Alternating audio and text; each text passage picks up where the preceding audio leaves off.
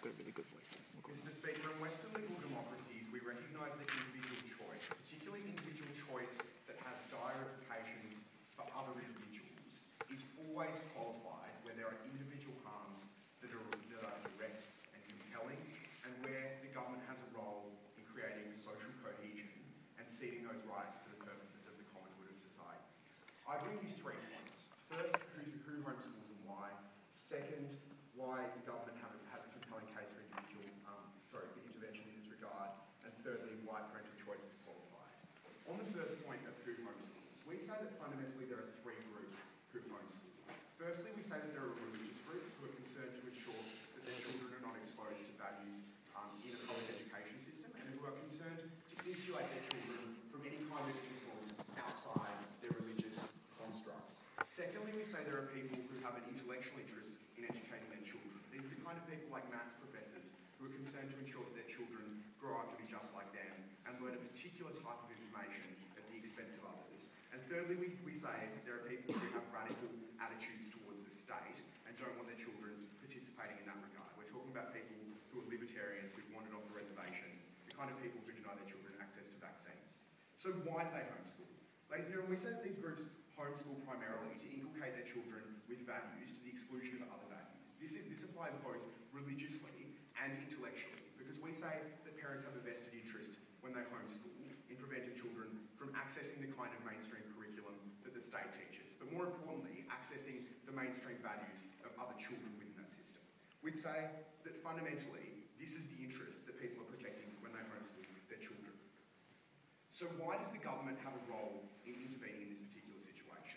We say at the core of our analysis is the proposition that any individual within a society cedes rights to the government for the purposes of social cohesion.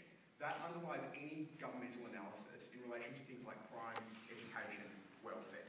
Individuals within a society cede rights on the basis that the government has a capacity to influence their decisions and promote their achievement of the good life. So we say there are 3 reasons, 3 imperatives why the government intervenes in this situation.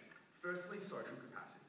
We say that at the end of the day, the government has a role in setting the kinds of skills and values and attitudes of individuals within a society. We say that the government has the capacity and indeed an interest in ensuring that individuals within a society can contribute to the overall benefit of that society by way of economic, generation of economic interests, like the production of income, contributing in terms of employment and things like that. But more importantly, we say that the government has a role in also building individual capacity to engage with other people within that society for the purpose of generating wealth and generating social cohesion. Secondly, we say that the government has a role in ensuring equality of opportunity. The purpose of the government fundamentally is fulfilling access to the good life for all individuals within a society. And we say that what the government does in intervening in this regard is provides the best possible range of opportunities to every individual within that society. That's the reason why people buy into the social contract, because they recognise that the government can provide them with access to opportunities. So we say that the government's better placed than parents in this regard in relation to the point about equality of opportunity, because A, they have access to more information, they have the capacity to understand what sort of skills individuals need to be properly functioning members of the society. B, because they guard against poor individual choice, they eliminate illogical factors that parents take into account in making decisions about education. And thirdly, they have a degree of objectivity. So teachers are well trained to assess individual performance, see how students are comparing to other students within the classroom, and engage in relative assessment on that regard. So they have the capacity to constantly assess the individual's performance within that society. So we'd say that there's a substantial imperative in terms of individual capacity, in terms of opportunity. But thirdly, we say that the government has a role because it has to ensure a degree of democratic participation. The whole idea of the state is premised on the understanding that individuals can make just decisions and choices at the ballot box, both in relation to their individual interests, but also in relation to the interests of other people within a society. So we say that that's premised on 2 things. Firstly, the idea that you need to know things, you need to know a broad range of facts about life, about social institutions, about things that affect other people. And thirdly, you need the capacity to reason, to take those facts into account and arrive at decisions in relation to individuals. We say that there's a harm when individuals can't exercise their vote and participate in democracies effectively because they don't have that capacity to reason and they don't have that fundamental knowledge.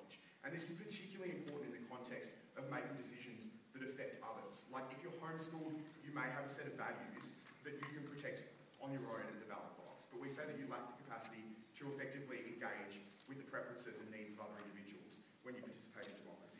So that's the end of my analysis on why the government has a compelling role in terms of intervention in this particular instance.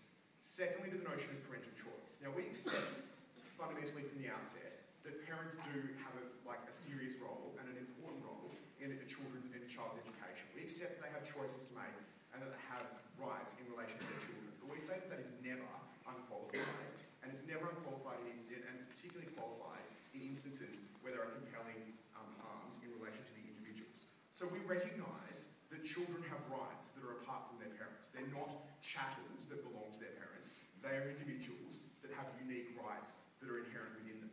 And we say that the state can always intervene to vindicate those rights and protect those interests. So why does the state intervene? We say the state intervenes in situations of clear and compelling harm. That's why we intervene when children are being abused. We intervene in poor health decisions in relation to children. We take children away from their parents when their fundamental needs are not being met. And we say education is an important fundamental need in this regard. We say that there are two particular individual harms that attract to every individual that is homeschooled. First, an intellectual harm, and secondly, an interpersonal harm. So turning to the intellectual harm, we say that the big problem with homeschooling is that it fundamentally removes material from the curriculum. Like we say that sure, the state can mandate a basic level of knowledge within a curriculum, but it can never control and make sure that curriculum is delivered in the way that it can in relation to high schools. So we say, like public high schools. So we say that individuals within a curriculum necessarily have less state control and less access to quality material in relation to that curriculum. But secondly, we say that there's distorted emphasis. Like we say that particularly in relation to the category of people who educates their children for intellectual reasons, there's often a distorted emphasis. So maths is taught to the exclusion of English, humanities, and other sciences. We say that these kind of parents have the capacity to distort the kind of relative values of their child in relation to that education. And so we say that there are compelling harms on that basis that can't be remedied by things like standardised tests, because fundamentally those tests don't address the underlying distorted information and the omission of material from the curriculum. And more importantly, those tests occur at the end of an education. So if a child has failed to learn things, failed to grasp basic principles, it's not something that can be remedied down the track when the test is completed and the child hasn't passed. So we say that at the end of the day, there is a tangible intellectual harm to individuals. Secondly, interpersonal harms. Parents don't have the capacity to socialise their children. An important part of school is the kind of schoolyard education that occurs when individuals interact with other people in the playground and interact with other people in their class. Parents can't cure that in a homeschooling context, which is why people who emerge from homeschool are statistically far more likely to have poor interpersonal skills. Ladies and gentlemen, there is a role of government. There is personal choice is not qualified.